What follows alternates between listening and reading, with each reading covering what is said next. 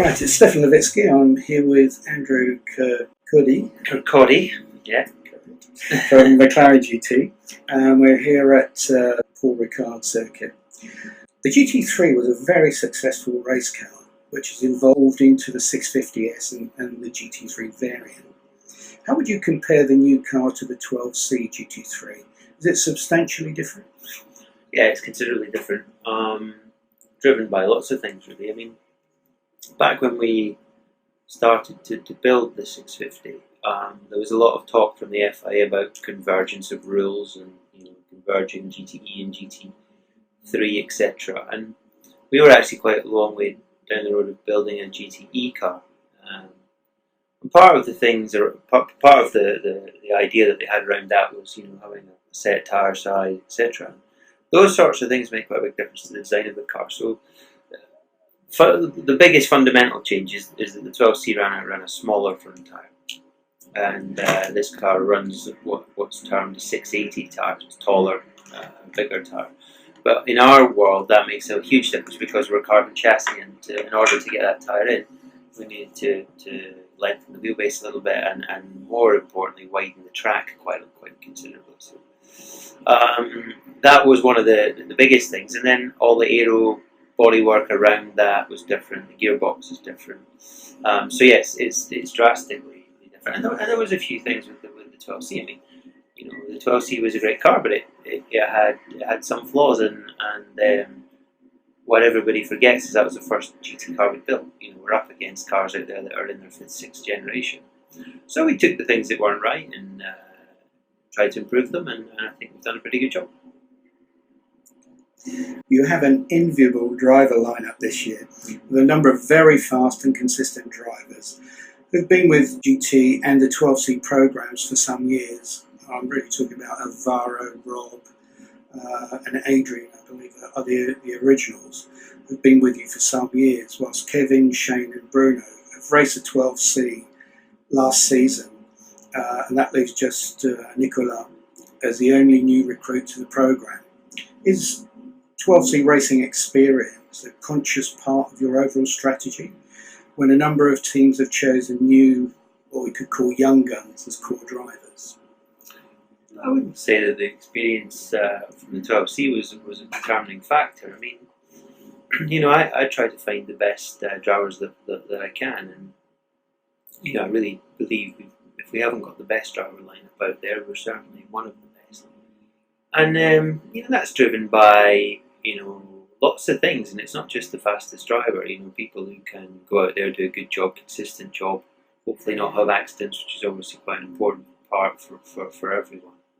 But no, it's not 12C driven, but really it was company driven to have the best drivers we could have, and that meant we had those when we were in 12C, and we'll continue 650, and we'll see where we end up with drivers in the future. We've got more now than we've ever had, and we may end up with more in the future. It's very much driven. It's a commercial company. We're here to deliver a service to our customers and build new cars, and if there's more demand for drivers from both customers and other programs, then we'll have more of them. Your Blancpain season started at Monza, but the team was surprisingly a long way down the grid. The race was not actually very kind to you.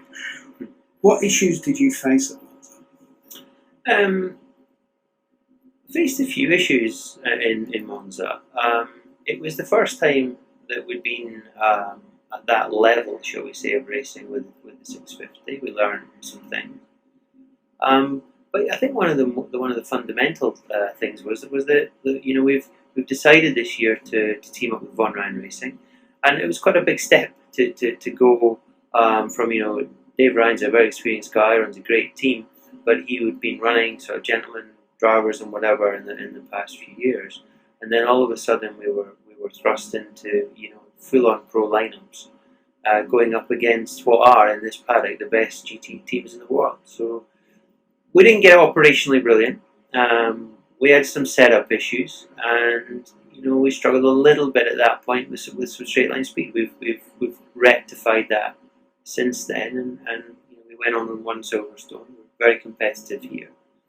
I'm hoping that will continue for the rest of the year. At Silverstone, one of the cars was much improved, leading practice and qualifying up to the last minute, when the others really seemed to struggle down the grid. After a superb call by team manager Dave Ryan early on in the race, both cars rose through the field to dominate, which resulted in the 650's maiden win.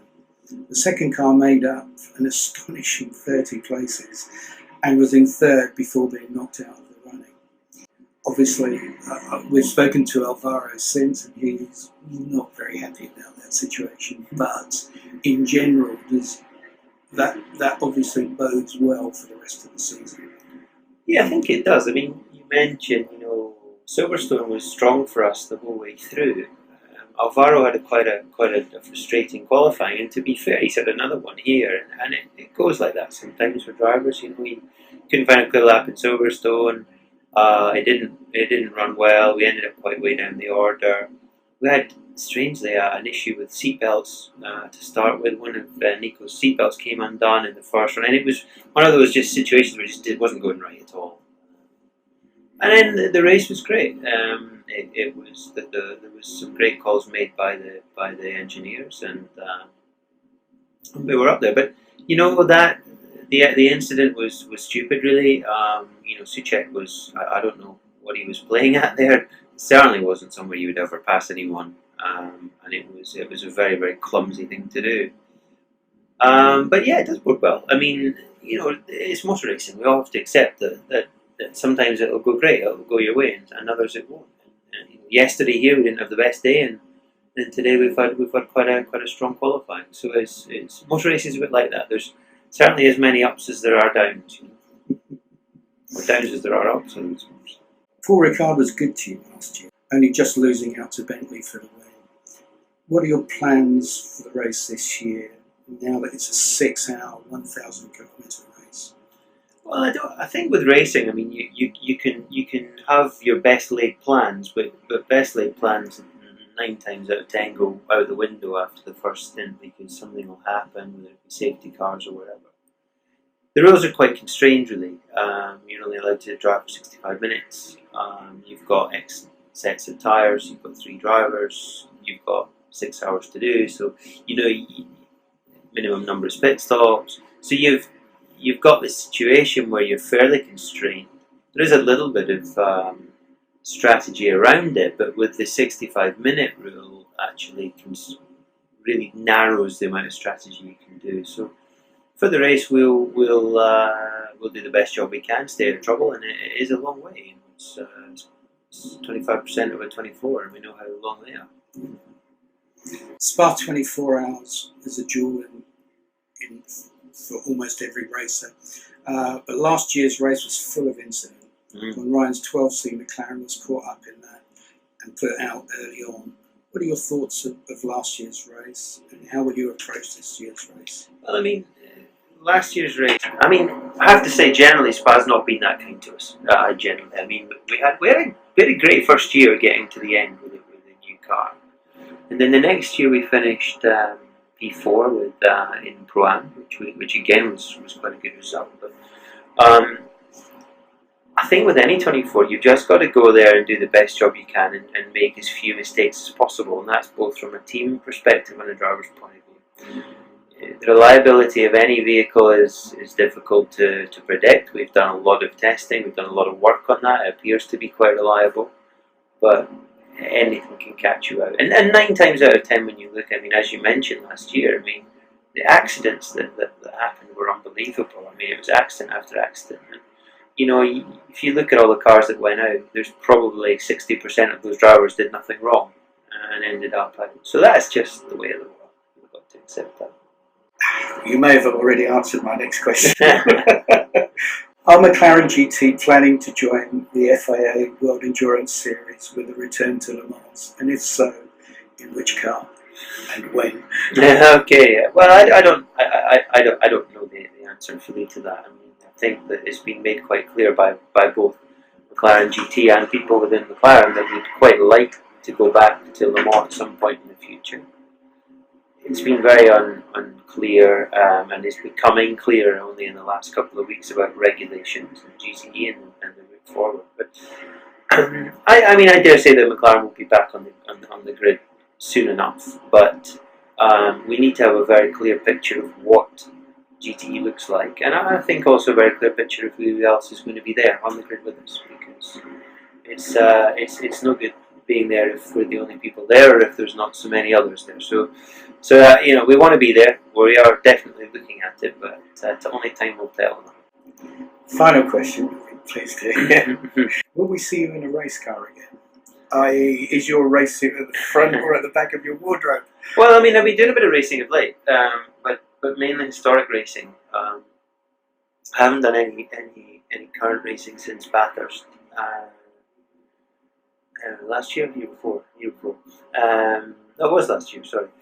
And I loved it, but it's difficult. It's very difficult to run a company at this level and then go out and race against who are effectively your customers. So I took a conscious decision to step back from it when I started doing this. I did Bathurst because we were the only McLaren in it at the time. But I did quite a lot of testing with the car every now and then, and I quite like that. I quite like that aspect, keep my hand in. But I also drive an E-Type Jag and a Chevron B19 and a B8 with some friends. So that I enjoy. It's no pressure for me. It's just good fun. I'd love to race. I'd love to go back and do Spa, and I'd love to go back to Le Mans. I'd love to do all those things. But you have to be realistic about what's possible. So, maybe, but I'm not saying never. But we'll see. Okay. Thanks very much. No problem. Thank you.